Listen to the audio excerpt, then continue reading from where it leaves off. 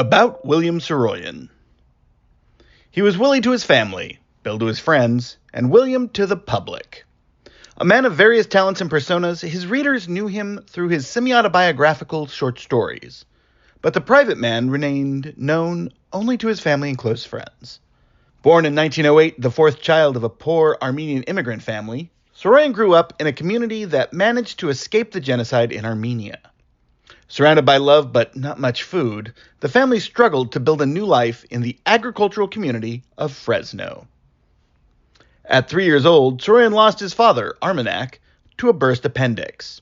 His mother, Takui, found work in San Francisco and moved her 4 children to an orphanage in Oakland, where they spent the next 5 years until returning to Fresno in 1916.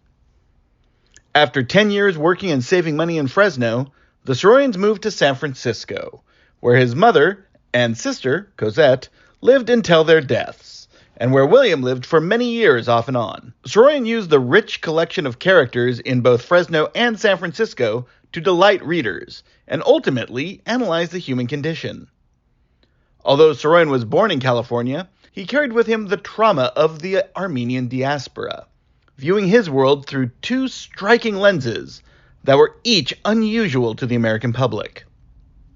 In 1934, 26-year-old Saroyan debuted on the American literary landscape with the short story collection The Daring Young Man on the Flying Trapeze and Other Stories, garnering accolades and positive reception from critics.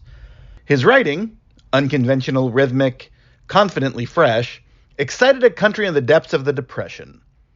At a time when his Salinas Valley contemporary John Steinbeck was writing about the gritty realities of working life in California, Saroyan presented a hopeful view of humanity, highlighting the California that was a haven for hardworking immigrants who, while they struggled, also celebrated life in their adopted land.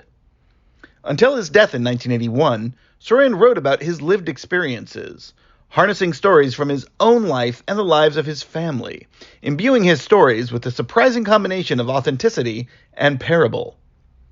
A pacifist and iconoclast, Saroyan's draft into the army during World War II did not suit him and led to resentment and depression, somewhat poisoning the sense of wonder and innocence he had developed in his writing before the war.